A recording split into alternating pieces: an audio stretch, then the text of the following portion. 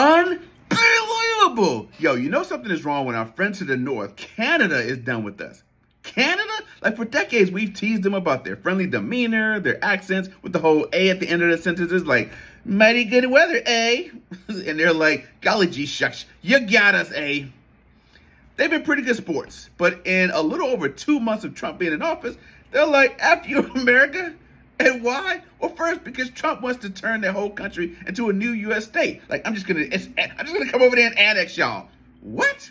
And then he's talking about, hey, I can put tariffs on you, but you can't put tariffs on me.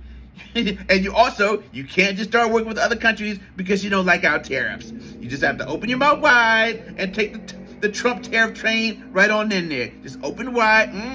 Yummy, yummy, good, good.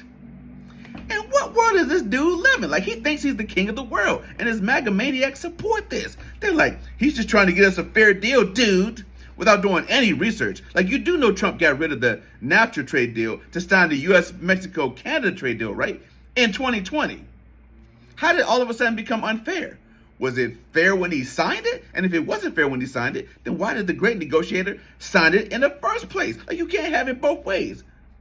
But Trump's got me thinking. Remember when he met with Zelensky and he had tried to accuse him of possibly starting World War III? Like, I always thought that was a weird thing to say. Like, how is the Russia and Ukraine war going to start World War III? But I do know something that would start World War III if Trump forcibly annexed Canada or took Greenland, because that would trigger NATO. Russia and China would be like, oh, the U.S. is taking countries now? Oh, say less. China would take Taiwan. Russia would go after the countries that made up the former USSR. And why stop there? Just keep on going across Europe. North and South Korea would fight, India and Pakistan. The whole Middle East would just start going to war. And that's how you get a World War III. And Trump doesn't care what happens to the world. He's old. He's lived his life. So he can make these crazy moves. Now, when you flash back to Trump saying, vote for me and you'll never have to worry about voting again, now it has a different meaning.